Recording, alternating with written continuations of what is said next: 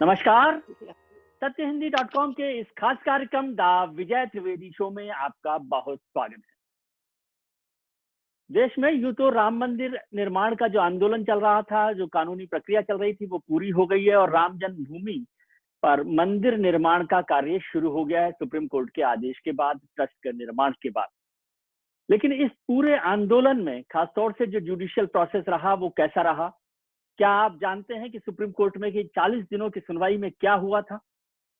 पांचों जजों का फैसला अदालत में अयोध्या के मसले को लेकर पहली बार हुआ कि सर्वसम्मति से किसी अदालत ने फैसला दिया।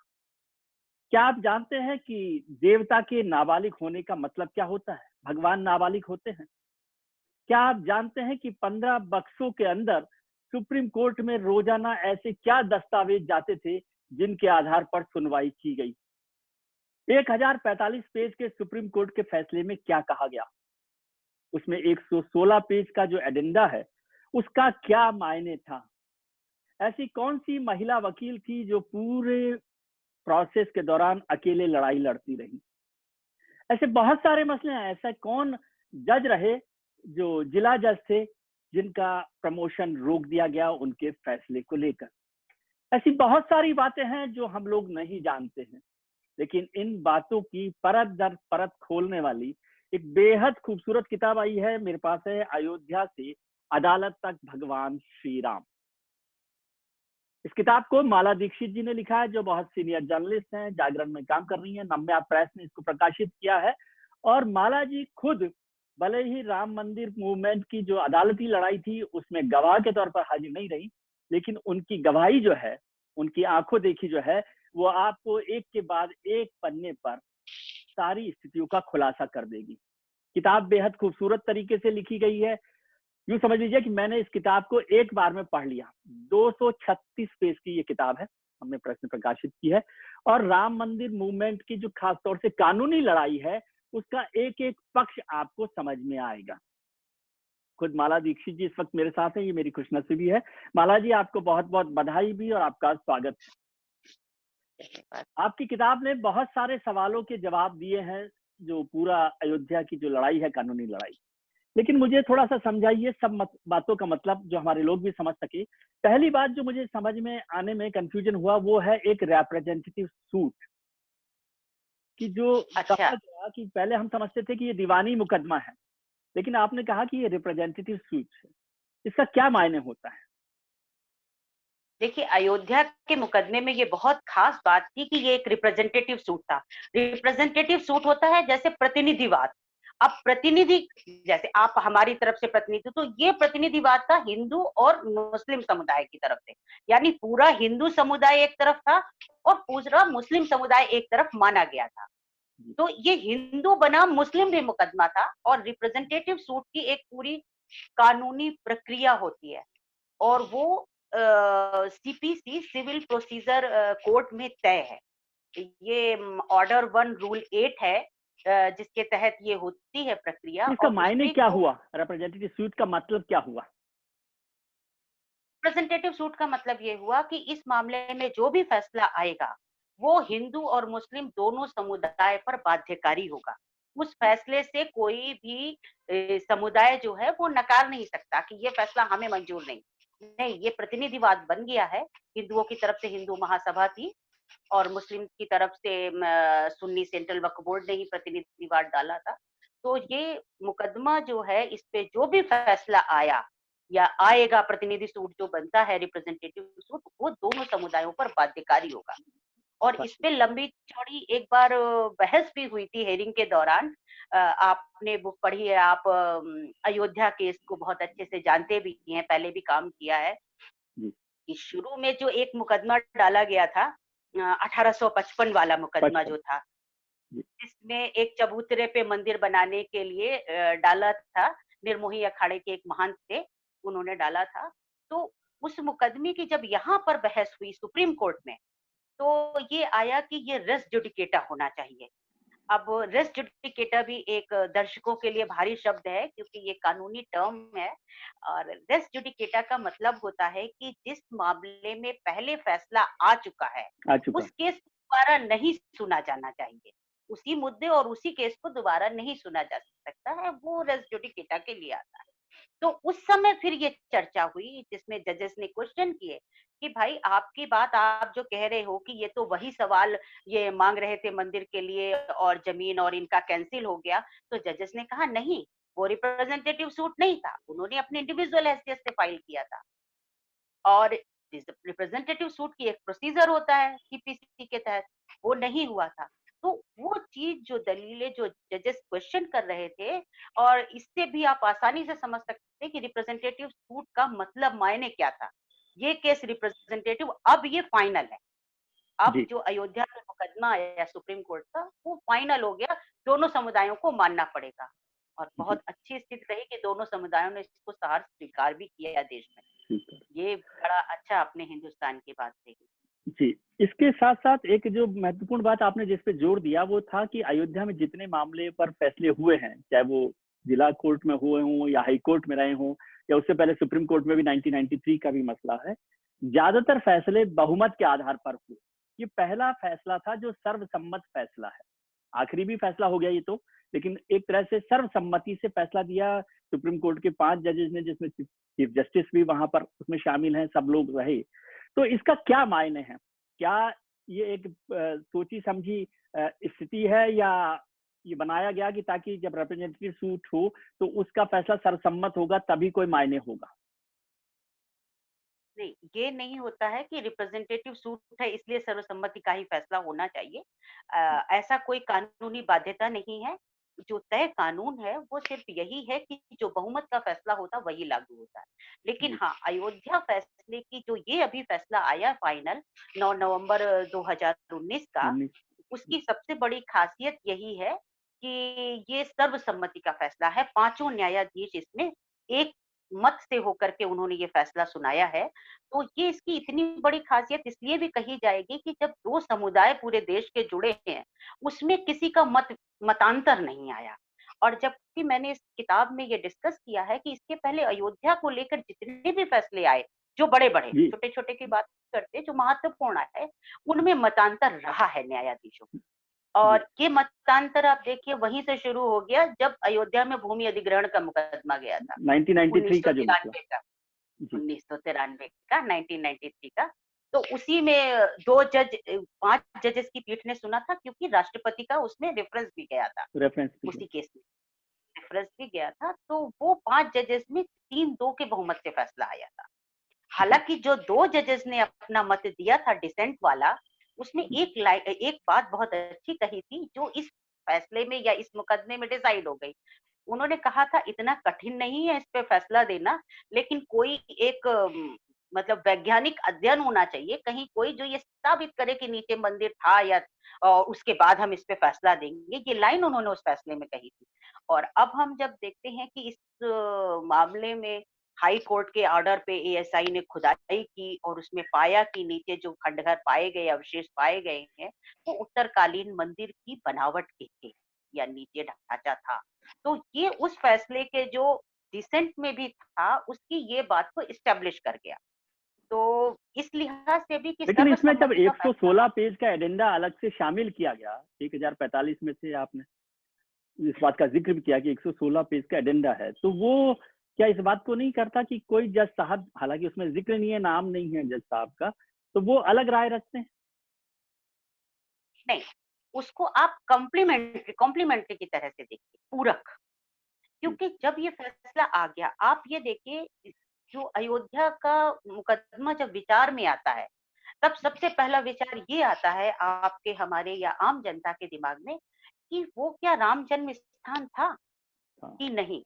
जब आप मेन फैसला देखते हैं तो उसमें इस लाइन का जवाब सीधे-सीधे आपको नहीं दिखता, और इस लाइन का जवाब वो एडेंडा 116 पेज का देता है। जो ये इस्टेब्लिश करता है कि नहीं, वही जहाँ पर केंद्रीय गुम्बद था, जहाँ पर रामलला विराजमान है, वो स्थान राम जन्म स्थान है। और इस तक कैसे पहुंची है अदालत या वो न्यायाधीश कैसे पहुंचे हैं, उसकी प्रक्रिया उसमें पूरी की गई। तो जो इस विवाद का सबसे महत्वपूर्ण वो था, क्वेश्चन था, उसका जवाब इसमें एडेंडा में दिया गया है और इसको मतांतर की तरह नहीं, इसको कॉम्प्लीमेंट्री की तरह, पूरक की तरह देखा जाएगा आर यू और वो पूरे सेटिस्फाइड विद दिस? जजमेंट में पार्ट है। Are you satisfied with that idea? आपको लगा है कि जो सुप्रीम कोर्ट ने अपने फैसले में कहा है वो इस बात के लिए संतुष्ट करता है, क्योंकि अदालत ने कहा कि ये विश्वास या आस्था के आधार पर फैसला नहीं दिया गया है, साक्ष्य के आधार पर दिया गया है। तो क्या आप मानती हैं कि ये उतना संतुष्ट करने वाला आधार है? क्योंकि मैं आपकी किताब में पढ़ रहा हूँ कि एएसआई की जो रिपोर्ट है वो पूरी तरह से ये साबित नहीं करती है कि वो कोई मंदिर निर्माण, राम मंदिर का निर्माण वहां पर था पहले से, या कुछ हिंदू मंदिर था। पहली बात, हिंदू मंदिर होने का मतलब राम जन्मभूमि मंदिर होना नहीं होता, पहली बात, ठीक है।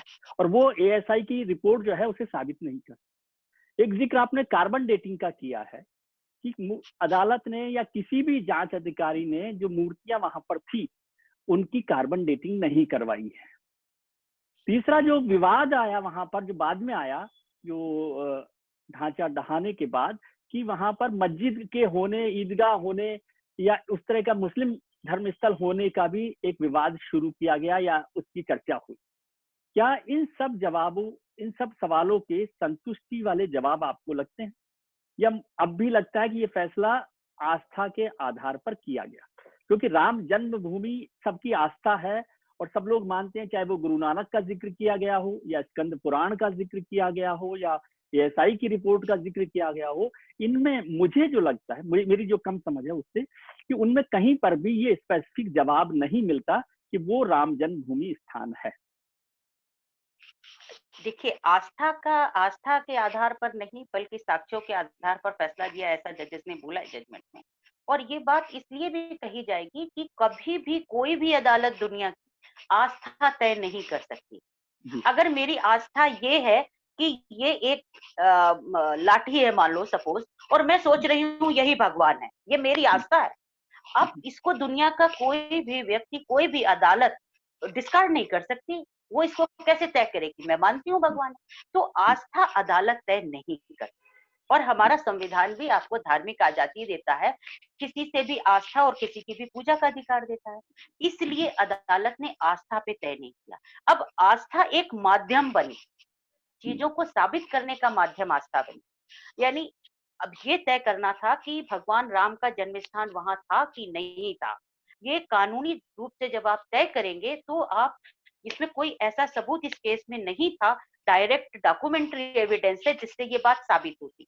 तब आप कहाँ जाते हैं पीछे, कि अरे स्कंद पुराण तो 6ठी-8वीं शताब्दी का लिखा हुआ है और उसमें जिक्र है कि यहाँ पर अयोध्या में ये बीच में केंद्रीय स्थान है और इस पे इस जगह एग्जैक्ट वही जगह बताई गई है, यहाँ भगवान राम ने जन्म लिया था। तो जो चीज 8वीं शताब्दी में लिख दी गई वो आज रेफरेंस के तौर पर आई। तो आप उसको लेकिन जो स्कंद पुराण तो खुद ही सामान्य, सवालों के घेरे में है।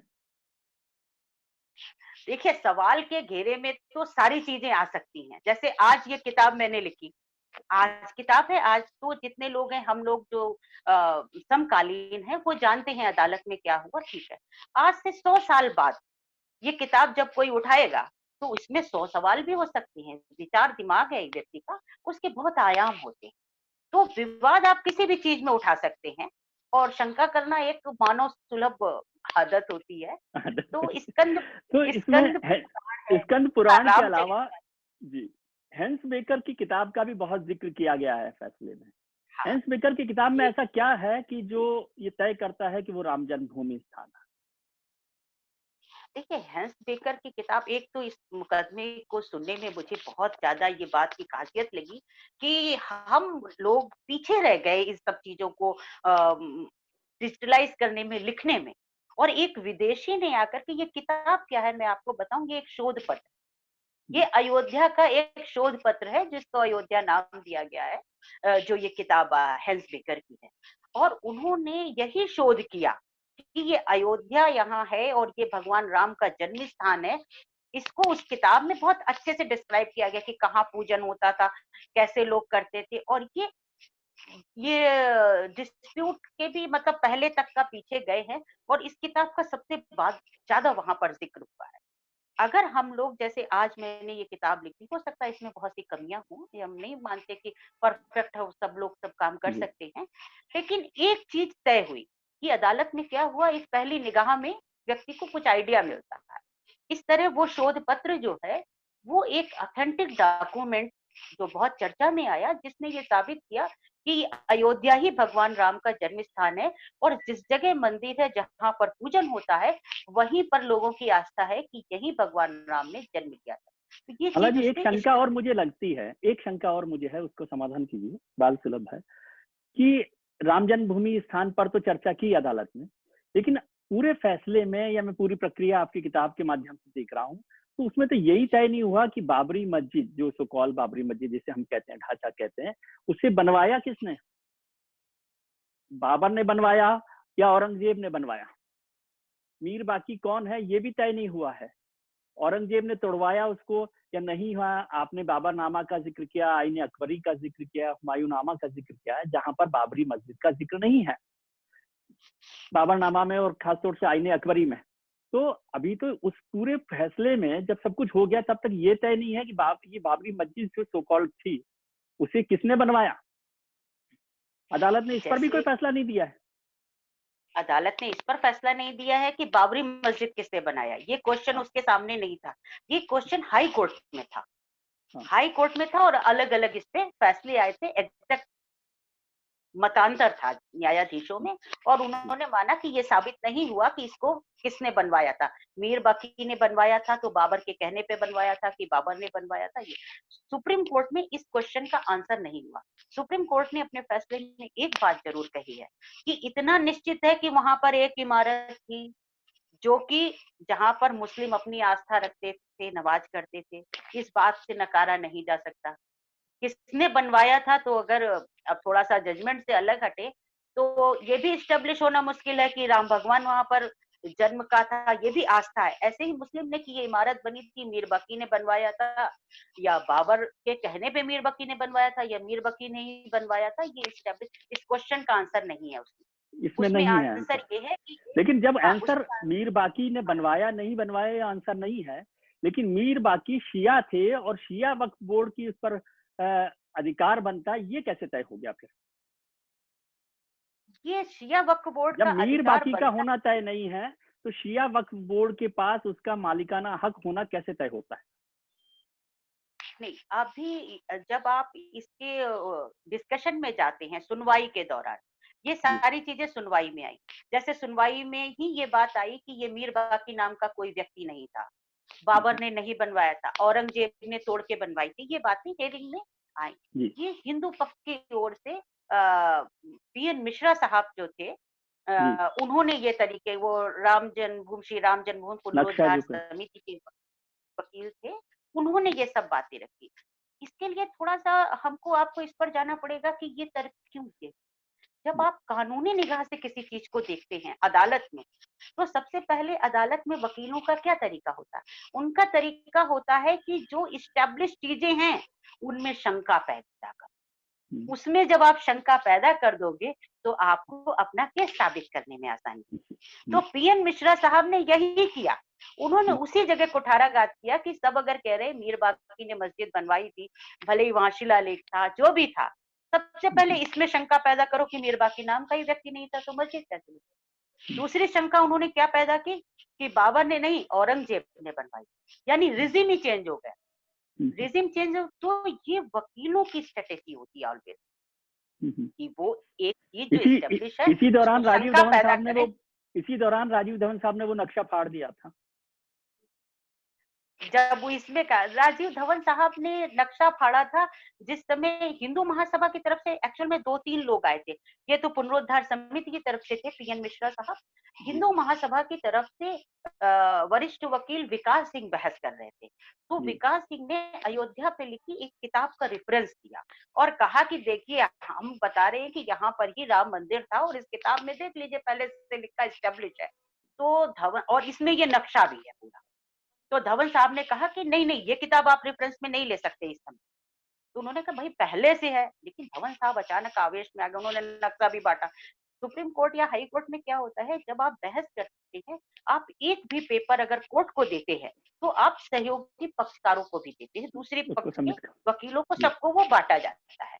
तो धवन साहब को भी दिया गया, धवन साहब बोले नहीं, नहीं ये अभी नहीं लिया जा, और वो अचानक इतने आवेश में आ गए कि उन्होंने वहीं पर नक्शा फाड़ दिया। जजेस से बोले, जस्टिस गोगोई और वो पाँचों न्यायाधीश बैठे हुए थे, उनसे बोले कि ये आप नहीं स्वीकार कर सकते, हम इसको नहीं मानते। उन्होंने कहा ठीक है, नहीं मानो, हम इसको क्या फाड़ दें?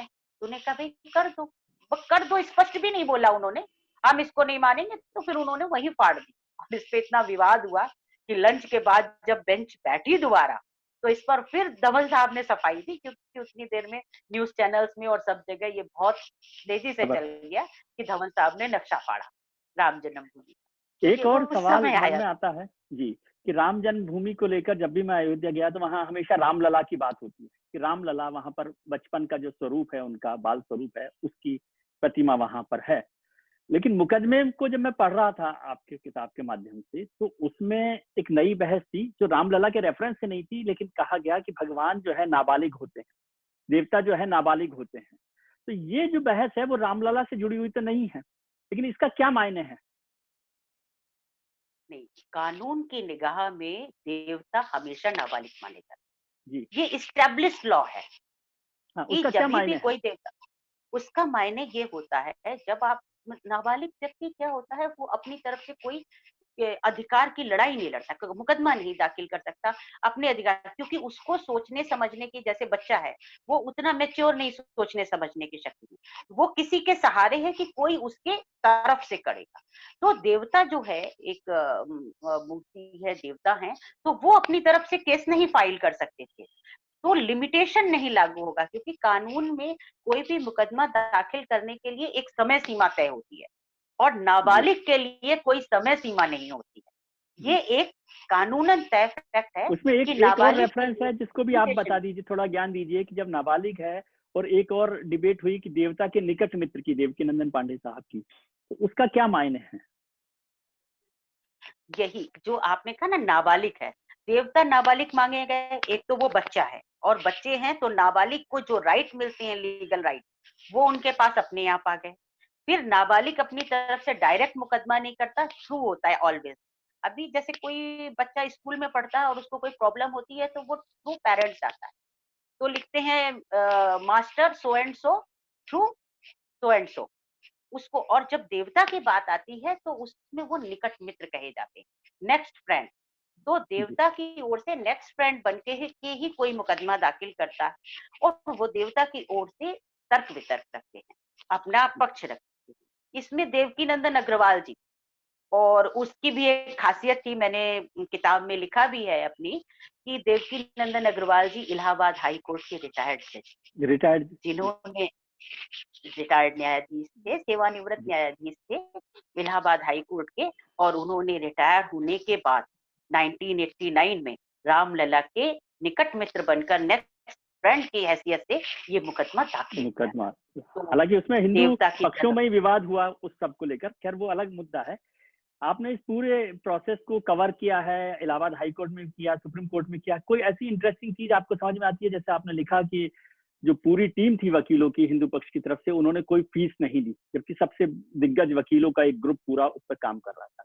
दूसरी इंटरेस्टिंग बात लगी कि वैद्यनाथन साहब के घर से वो लंच आया करता था पूरी वकीलों की टीम के लिए, और परासन साहब के यहाँ डिनर होता था, और राजीव धवन साहब जैसे जो लोग हैं वो कोर्ट के बाहर अहाते में बैठकर अपना लंच किया करते थे। तो कुछ और इंटरेस्टिंग चीज आपको इसमें ऐसी याद आती है? हाँ, ये सारी चीजें मैंने अपनी किताब में लिखी हैं, मेंशन की हैं, कि मुझे लगा कि ये सारी बाकी चीजें तो मुकदमा क्या हुआ हुआ, लेकिन ये चीजें भी है। जैसे आप जब सोचते हैं राजीव धवन साहब के बारे में, तो आप ये नहीं सोच सकते कि वो कोर्ट के बाहर गलियारे में लगी बेंच पे और रोल करके रोटी और ग्लास में दाल दाल। पी करके खाते होंगे उस समय। आप ये कल्पना ही नहीं कर सकते। तो ये उस व्यक्ति की सादगी का, और वो समय वो सहज उपलब्ध है। जैसे मैं बहुत बार जाती थी उससे, उस समय बात करती थी, या कोई चीज समझना है कि आपने ये दलील दी है, इसके मायने क्या है, या मैं ये समझ नहीं पाई, तो उस समय वो हमें अच्छा लगा। और दूसरी, जो पराशरन साहब का और वैद्यनाथन साहब का जो जिक्र किया, कि उनकी टीम के लोगों से मैं बात करती थी, कि कैसे थे वो लोग 16-16 घंटे काम करते थे लगातार, जब तक ये कहाँ चला है मुकदमा। तो उस समय ये एक टीम जो थी एक परिवार में परिवर्तित हो गई। और 90 तो प्लस मुझे के पराशरन साहब हैं। 90 प्लस के पराशरन साहब हैं। पराशरन साहब जब आते थे कोर्ट में तो भी आप देखिए ना कि कोई, लेकिन एक बहुत बड़ी खास चीज़ पराशरन साहब में आप देखिए, वो हमेशा केस के बारे में सोचते थे। वो चीज़ों आप उनको एक भी समय निरर्थक बात करते नहीं देखेंगे, ये मुझे बहुत बड़ी चीज़ उनमें लगी। अगर वो चुप बैठे, शांत बैठे या ठीक है, अगर उन्होंने एक भी शब्द बगल वाले से बोला है, तो ऐसा लगता है तो जैसे वो कोई एक नगीना गिरा है और उसको कैच कर लेना चाहिए, क्योंकि वो लीगल टर्म होगा और वो विद रेफरेंस समझा रहे हैं। जी, तो ये एक मुझे इस जो जिक्र मुकदमे में इतने बड़े लोगों के साथ मिला है रहने का, ये बहुत खास चीज़ है और भी बहुत वक्त सारी कम चीज़ें है। ऐसी थी। जी, बहुत सारी चीजें, एक वक्त कम है, थोड़ा सा एक सवाल करके फिर दो चीज और मैं जानना चाहता हूँ। एक सवाल है कि कृष्ण मोहन पांडेय जी का आपने जिक्र किया है, जो फैजाबाद जिला कोर्ट में रहे और जिन्होंने 1 फरवरी 1986 को ताला खोलने का आदेश दिया। वो आदेश की पॉलिटिकल बैकग्राउंड पर मैं नहीं जाना चाहता, लेकिन उसका नुकसान उन्हें ये उठाना पड़ा कि मुलायम सिंह जी उनसे नाराज रहे और उत्तर प्रदेश की सरकार ने उन्हें हाई कोर्ट में जज होने का प्रमोशन नहीं दिया। और फिर जब चंद्रशेखर की सरकार आई और सुब्रमण्यम स्वामी लॉ मिनिस्टर बने, तो उन्होंने उत्तर प्रदेश सरकार की राय को भी नजरअंदाज करते हुए उन्हें प्रमोट कर दिया। इसे आप कैसे देखते हैं? क्या इसे पॉलिटिकल दखलंदाजी मानते हैं?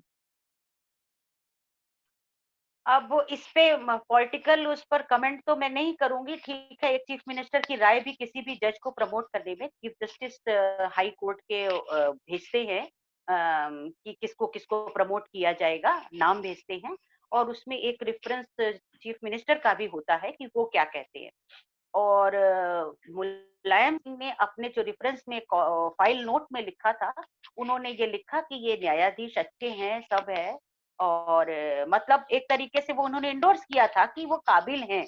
लेकिन इन्होंने अयोध्या में ताला खुलने का फैसला दिया था और इस वजह से हम उनको रिकमेंड नहीं करते हैं, तो उनको लगा कि सामाजिक वो जो है व्यवस्था थोड़ी डिस्टर्ब हो नहीं, सकती है आप कम्युनल से ये सवाल मैंने कृष्ण मोहन पांडे जी के रेफरेंस में इसलिए पूछा कि आप इतने लंबे समय से 20 साल से सुप्रीम कोर्ट देख रहे हैं, हाई कोर्ट को आप देखते हैं, और ये आरोप बार बार लगता रहता है कि हाई कोर्ट में से सुप्रीम कोर्ट में या जजेस के जो प्रमोशन है या ट्रांसफर है, उसमें एक पॉलिटिकल दखलंदाजी होती है, चाहे कोई भी सरकार हो। क्या ये ठीक है?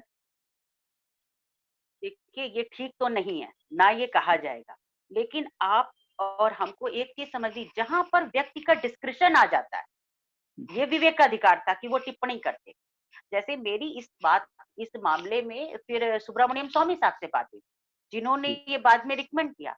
तो उन्होंने कहा कि मैंने मुलायम सिंह जी से कहा भी कि भाई देखिए आप जो लिख रहे हैं वो ठीक है, लेकिन एक कानून मंत्री होने की हैसियत से किसी जज ने क्या फैसला दिया है वो उसकी प्रोन्नति में आड़े नहीं आ सकता। उसके जी, आधार पर उसको नहीं गिना जा सकता, वो न्यायाधीश है। ये जो सुब्रमण्यम स्वामी ने कहा ये बहुत सही सोच थी और यही होना चाहिए था। जो उन्होंने नोट लगाया और सिर्फ इसलिए लगाया कि आपने ये फैसला दिया था, ये कतई गलत है, इसको दखलंदाजी ही कहना चाहिए कायदे से। लेकिन विवेकाधिकार में किसने क्या नोट लिख दिया, जहाँ पर भी विवेकाधिकार होता है, वहाँ ऐसी गुंजाइशें बनी रहती। तो गुंजाइश की मेरा बनी रहती यही है। मानना है कि जब कभी न्यायाधीश की नियुक्ति वगैरह की चीजें आती हैं, उसमें ब्लैक एंड व्हाइट होना चाहिए, उसमें इस तरह के चीजें नहीं होनी चाहिए कि किसी की प्रगति रुक जाए। और विशेषकर न्यायाधीशों के मामले में फैसला कभी आधार नहीं होना चाहिए प्रोन्नति के लिए। अगर वो जी, मेरिट पर है तो उनको प्रोन्नति मिलनी ही चाहिए। ये मेरा आपने ऐसा मानना है। जी, आपने पूर्व प्रधानमंत्री नरसिम्हा राव को कोर्ट में पेश होते देखा, माधवराव सिंधिया साहब को देखा, बलराम जाखड़ को देखा, कल्पनाथ राय को देखा, बहुत सारे लोग हैं। लेकिन एक बात बार बार कही जाती है, जो भी आरोप ही है, कि बड़े लोगों के लिए अदालतों का रवैया अलग होता है, आम आदमी के लिए, कॉमन मैन के लिए अदालतों का रवैया अलग। क्या ये बात ठीक है? ये बात बहुत ज़्यादा मुझे नहीं लगती है। ये मैंने जब अपनी पत्रकारिता शुरू की थी 1996 में, उस समय हवाला का उद्घाटन हुआ था जी, और जब मैंने जॉइन किया था तो रोज़ एक नई चार्जशीट फाइल होती थी। उस केस में 36 चार्जशीट फाइल आती थी और मोस्टली पॉलिटिशियन थे सब ये जिन लोग पेश होते थे। तो जस्टिस वीबी गुप्ता हुआ करते थे 30 हजारी कोर्ट में। अगर कोई भी हम अकेले जर्नलिस्ट नहीं थे, वहाँ और भी जर्नलिस्ट आते थे जिन्होंने वो माहौल देखा होगा। आप कभी नहीं कह सकते हैं कि कोई अलग तरह का उनके साथ व्यवहार किया जाता हो। जैसे जैसे जाखड़ साहब गए या वो भी वीसी शुक्ला साहब वो भी थे वहाँ पर। वीसी शुक्ला। तो ये लोग गए, हाँ, ये लोग गए वहाँ पर तो वैसे ही खड़े होंगे एक्यूज़ की तरह से, उनको अटेंडेंस लगानी होती नहीं, थी। खड़े होने का नहीं ये है, ज़रूर मसला है कि कोर्ट में उनके फैसलों पर सुनवाई जल्दी होती है। कुछ लोग जुडिशियल एक्टिविज्म का नाम लेते हैं कि कभी अदालत रात को 2 बजे भी खुल जाती है और कभी अदालत महीनों किसी फैसले की सुनवाई नहीं करती। आपको पता ही है कि लाखों केस इस समय पेंडिंग पड़े हैं। तो वो जो लाखों केस पेंडिंग पड़े हैं वो तो आम आदमी के हैं और मांग होती है कि जो पॉलिटिकल लीडर्स पर फैसले होने हैं वो तुरंत होने चाहिए। तो इस रेफरेंस में मैं बात कर रहा हूँ। ये चीज़ आप बिल्कुल सही कह रहे हैं कि ये जो बैलेंस है वो गलत है। अब इसका कारण क्या है? इसमें आप सीधा-सीधा पूरा जुडिशरी की गलती नहीं कह सकते हैं या उसको पार्शियल नहीं कह सकते हैं। ये वकील उनको नहीं उपलब्ध है गरीबों को, जो उनकी बात आधी रात में पहुँचा पाए कोर्ट तक। अगर आप देखें फांसी के केस में, फांसी का केस एक ऐसा केस होता है कि हम आप भी जाकर के अगर चीफ जस्टिस के यहाँ एक नोट लिख करके देते हैं चिट्ठी कि ये व्यक्ति कल फांसी पे लटक जाएगा और प्लीज इसकी ये बात सुने, कभी आप अनुभव करिएगा। तो चीफ जस्टिस के यहाँ उसको नोट किया जाएगा और अगर सुबह फांसी होनी होगी तो रात में ही रोकी जाती है। अभी इंदिरा जयसिंह ने कोहली वाले केस में हुआ था, आपको याद होगा वो रेफरेंस। तो वो जो निठारी कांड का केस का मैं रेफरेंस दे रही हूँ, उस केस में हुआ था। वहाँ पर क्या हुआ, बात पहुँची और कोर्ट को लगा कि नहीं, ये तो हाथ से ही निकल जाएगा, अगर व्यक्ति को फांसी हो गई तो क्या होगा? फिर उसके बाद अगर इस इंटेंसिटी से गरीबों की बात भी पहुँचाई जाए, इंटेंसिटी वही होनी चाहिए जो अमीरों को बड़े-बड़े वकील मिल जाते हैं, गरीबों को नहीं मिलती। उनका काम एमाइकस से चलता है, उनकी अर्जियाँ आगे नहीं जाती हैं। ये हमारे सिस्टम की एक विडंबना है, ये हम मानते हैं। उनकी बातें भी उसी क्रम में रखी जानी चाहिए, उसी तत्परता से आनी चाहिए। अब गवर्नमेंट ने काफ़ी कुछ काम किया है कि प्रो बोनो सिस्टम शुरू किया है कि वकील जो है आपको मुफ्त मिलेंगे। आप फ़ोन से भी अपनी प्रॉब्लम बता सकते हैं, वकील की सलाह ले सकते हैं। लेकिन अभी उस स्तर पर आना जो अमीर-गरीब का भेद है ना, अमीर आगे और गरीब पीछे ही रह जाता है, वो यहीं आता है क्योंकि उसके पास वकील नहीं है। वहाँ तक आखिरी सिस्टम सवाल मैं तक आपसे बात जानना पहुँचानी चाहता चाहिए। हूँ, आप इतना लंबे समय से कर रही हैं, आखिरी सवाल जानना चाहता हूँ, क्या हमारी अदालत है जिन पे हम भरोसा करते हैं वो अमीरों के लिए बनी हुई हैं या गरीबों के लिए भी बनी हुई हैं? नहीं, अदालत तो सबके लिए बनी हुई है। अदालत पक्षपाती नहीं है। मैंने 20 साल पूरा सिस्टम की से बात है, ज़्यादा हो अदालत गया का मुझे मतलब छोड़े। जज साहब से नहीं है, जो हमारा जुडिशियल सिस्टम है। अदालत का नहीं, मतलब सिर्फ जज सिस्टम ने साहब नहीं। नहीं, सिस्टम भी अमीर-गरीब के लिए नहीं बना, सिस्टम सबके लिए बना है। हम एक बहुत छोटा-सा आपको उदाहरण इसका देते हैं, आप सिस्टम पे ही जाइए। आपने देखा होगा, आपको भी बहुत से लोग चिट्ठी भेजते रहते हैं कि देखिए मैंने चिट्ठी भेजी, मैंने चीफ जस्टिस को भी भेजी और इसमें कुछ नहीं हुआ, हमने फलाने को भेजी, इसमें कुछ नहीं हुआ। लेकिन हम आपको एक उदाहरण सुप्रीम कोर्ट का ही देते हैं। अगर आप इतनी सी पर्ची भी लिख के सुप्रीम कोर्ट को भेजते हैं ना, चीफ जस्टिस ऑफ इंडिया, मेरा ये ग्रीवेंस है, ये है, तो वो पर्ची बिना देखे कहीं नहीं जाती। उसका सिस्टम बता दें हम आपको, एक-एक चिट्ठी जो जाती है वहाँ, वहाँ रजिस्टर में नोट होती है, इस व्यक्ति ने आया, फिर वो पढ़ी जाती है और वो रजिस्ट्रार स्तर का अधिकारी जो एक जज होता है, एडिशनल सेशन जज से कम रैंक का वहाँ कोई अधिकारी ही नहीं होता सुप्रीम कोर्ट। वो एक कमेटी बैठती है, उस चिट्ठी को एसेस करती है कि इसको क्या पीआईएल की तरह लें या इसको अर्जेंट सुने और फिर उसको सुनवाई पे लगें। तो मतलब बिना स्कैनिंग के कुछ नहीं जा रहा। ये अगर एक चिट्ठी की बात है, तो मुकदमा तो ज़रूर ही देखा जाता होगा, क्योंकि वहाँ भी चलिए, पूरा सिस्टम बैठा हुआ है। तो वो ये नहीं कह सकते आप कि अमीर के लिए कि गरीब के लिए। तंत्र काम करता है। सिर्फ़ उसको सुप्रीम कोर्ट में इतने मुकदमे हैं, हाई कोर्ट में और लोअर कोर्ट में। तरीका ये होता है कि जल्दी मुकदमे की एक अर्जी डाली जाती है। जो व्यक्ति जेल में है, जिसने अपना मुकदमा दाखिल कर दिया, उसके पास वो साधन नहीं है कि वो अपने वकील से कहे कि साहब मेरी अर्जी जरा जल्दी वाली भी लगा दो। यहाँ जी, पर फेल है सिस्टम, ये फेल है। ये लिंक जिस दिन मजबूत हो जाएगा ना, उस दिन व्यवस्था बहुत तेजी से आगे बढ़े और हम चलिए, उम्मीद करते हैं कि ऐसा ज़रूर होगा। जी, हम उम्मीद तो करते हैं कि मेरा तो ज़रूर यही अच्छा होगा और आम आदमी, गरीब आदमी के लिए भी जो आप कह रही हैं वो कानून व्यवस्था उपलब्ध होगी। आपको एक बार फिर बधाई और मैं अपने दर्शकों से कहूँगा कि इस किताब को पढ़ें, तो समझ में आएगा परत दर परत कि सुप्रीम कोर्ट में और उससे पहले जो अदालती लड़ाई लड़ी गई राम जन्मभूमि को लेकर, उसमें क्या क्या हुआ। बहुत सारी इंटरेस्टिंग चीजें हैं और मैं जानता हूं कि आपको 60% से ज्यादा बातें नहीं पता होंगी। इस किताब को पढ़ेंगे तो समझ में आएगा 100%। बहुत बधाई आपको माला जी, बहुत शुभकामनाएं आपको। धन्यवाद। अपना ख्याल रखिए और उनका ख्याल रखिए जो आपका ख्याल रखिए। शुक्रिया, थैंक यू। सत्य हिंदी का ऐप डाउनलोड करें गूगल प्ले स्टोर पर।